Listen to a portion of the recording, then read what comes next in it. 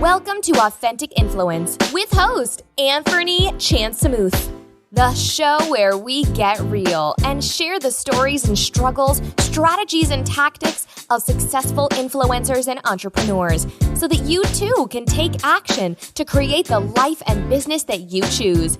And now over to Anthony.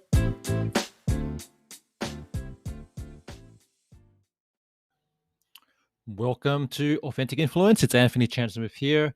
And in this episode, we're going to talk about a new segment that I'm going to call Marketing That Works. And in this segment, it's all about bringing on a guest to talk about a strategy that has been working in their business. All right. We're going to get real tactical and then give you something that's practical that you can walk away with and implement right away. So in this session of Marketing That Works, we're talking about giving away valuable free content. Now, you probably heard something like someone probably say to you, or you read it somewhere. I certainly have heard this: if you don't like selling, teach.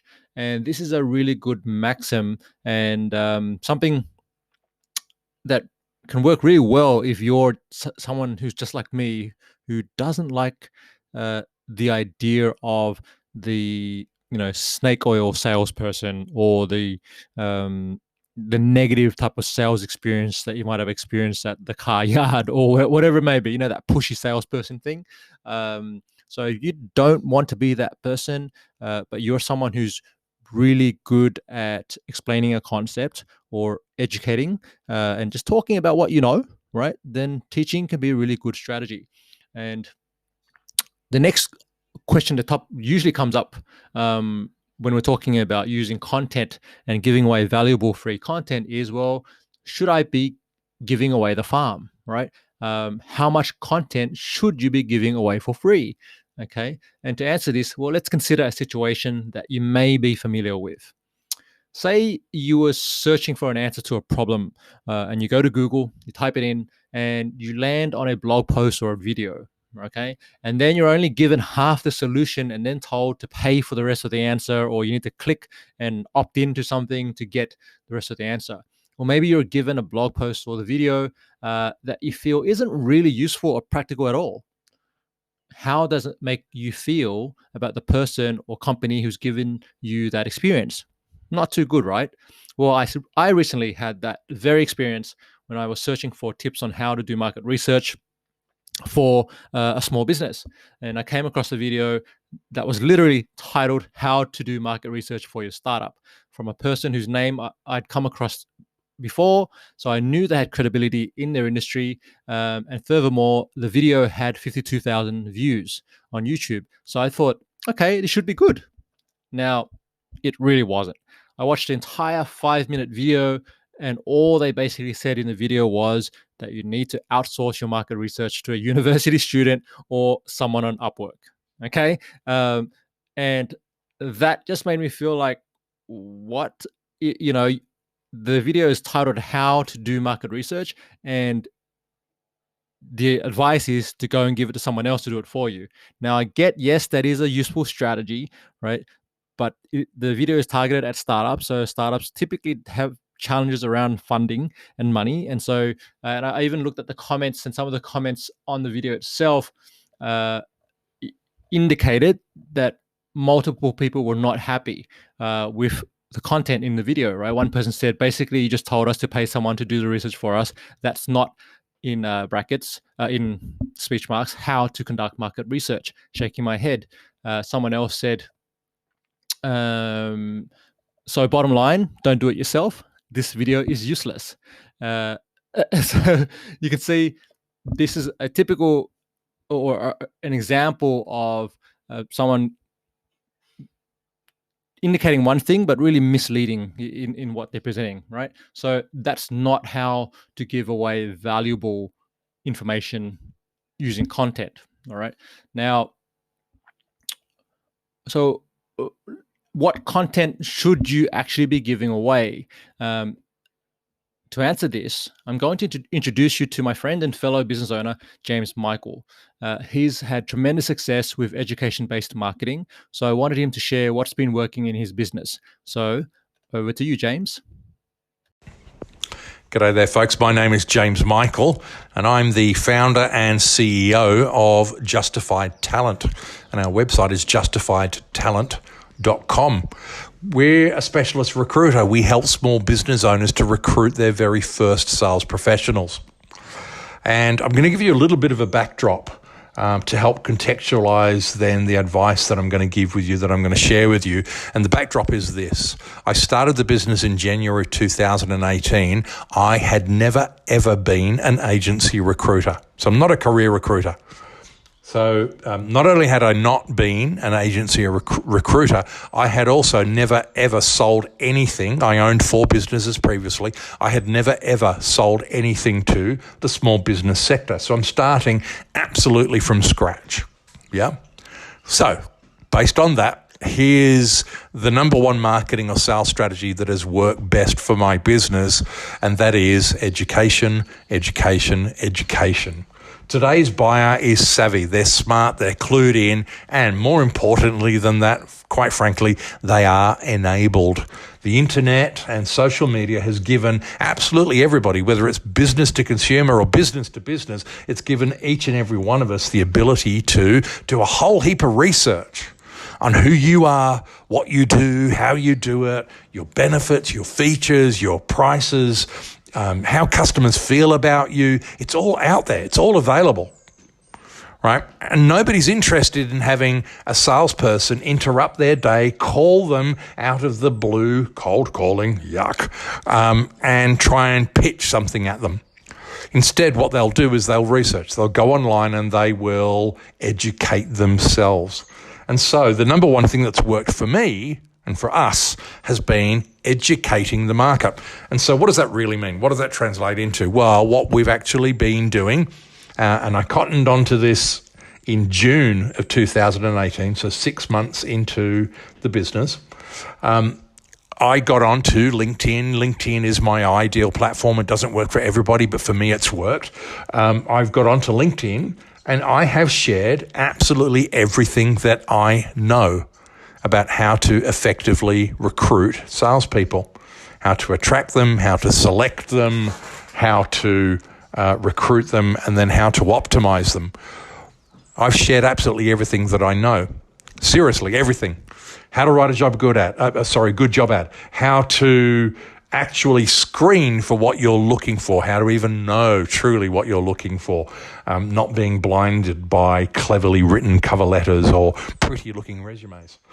How to avoid all those things and how to cut through the noise, etc., etc., etc. I have shared absolutely everything that I know, and I've done that with the absolute intention of giving my gold away, but also knowing that in doing that, very few people have got the time or the inclination to actually implement what it is that I'm sharing. So what do? They kind of come to me. They kind of say, you know what? Wow, that makes so much sense. I get that. I can't do that. Can you, please? What has that resulted in? Well, I'm really, really proud of this, right? And I will share with you that since January 2019, so a year after I launched a brand new business into a sector I've never worked for, doing something I'd never done before, since January 2019, I have not made one single outbound sales call, not one. Every single piece of business that we have landed since January 2019, including through the pandemic, has been inbound inquiry. Why? Well, people just kind of say when they make contact with us, they say, hey, I've just seen all this stuff that James has written or James has said. I've watched the videos, I've listened to the podcasts, and it just resonates with me. It makes sense. I get it. I love it. Can you guys help me find the person I'm looking for? So, yeah, I really, really would encourage you to not be frightened of sharing all of your knowledge and dive right into the deep end where you share everything you know about the thing that you do, knowing that your ideal audience don't have any capacity to actually run with it. Eventually they come to you. What does it ultimately result in? You've all probably heard this term before, and I add one more word into it. We've all heard know, like, trust. I actually go know, like, trust, respect. When you share everything you've got, all the gold, all the diamonds, all the goodness, what that results in is people know you, they like you, they trust you, and they respect you. And that, dear listeners, is the bridge to success in my experience. I hope this has made some sense to you. I hope it's of great value to you. Thanks so much, James, for sharing your tip and what's been working for you in your business, and congrats on your success to date. Now, if you want to connect with James, just head over to justifiedtalent.com, or you can look him up, James Michael, on LinkedIn. All right. So now I can definitely attest to the power of education-based marketing. I was recently interviewed on someone's podcast on the topic of how to use case studies to generate leads and sales for your business. So now, if you're not aware, my business, Simple Creative Marketing, has a service that we provide, which is done for you case studies, right? So during the interview, I went into depth about how I plan and create compelling case studies for my clients. And as soon as the 40-minute interview was over and we stopped recording, the host basically said to me, "Hey, I need your service. Where can I order?" And they became a client. So, education-based marketing really works. And I really urge you to try, right? So now, what if you're planning on selling information products or educational workshops and you're still not clear on what content you should be giving away for free versus what you should charge people for? And this is a common question, and yes, it is a dilemma. Now, here's a good tip from a blog post and a video that I watched from Shane Milo from activegrowth.com. And I'll link to the blog post in the show notes. Shane says, make your content be concise packages that are very practical and very useful about one thing at a time, and make your premium product the big picture and the hand-holding. You don't have to do your own thinking, just follow my lead type of product, right? So, and I think that's a really smart approach. And I want to stress the importance of creating free content that's actually useful and practical. The goal here is to give your reader, who is ideally your target buyer, something actionable so that they can get a quick win, and that will give you credibility, right? It will make them feel like you've helped them progress with their specific challenge.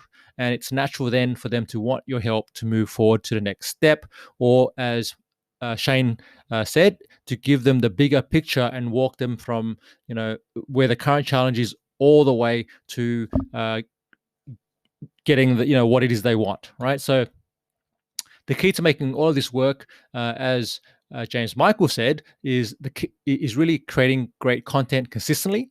And the reality is that there's a ton of content being published online every single day, so it's super competitive, and you want to stand out.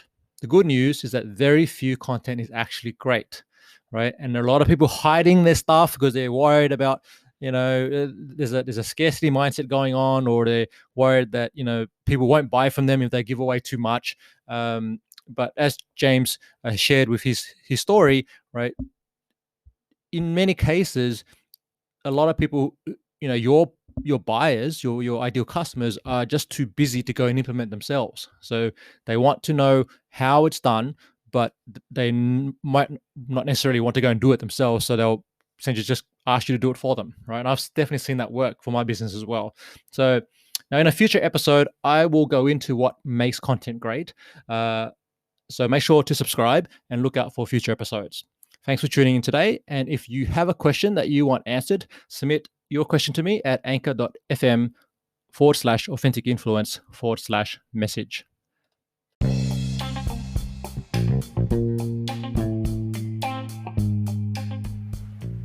Now, just quickly, if you want to check out the show notes for this episode, just head over to simplecreativemarketing.com/podcast, and you can grab all the links and things and resources on there. And also, if you are a conscious entrepreneur got a professional services business, working B2B, and you've got an interest in building influence and income through showing up, serving others, and being real, then I invite you to join my Authentic Influence Warriors Facebook group. If you want to do that, just head over to simplecreativemarketing.com/community.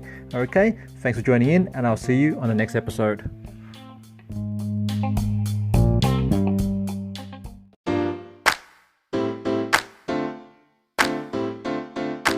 Thanks for listening to the Authentic Influence podcast at AuthenticInfluence.co.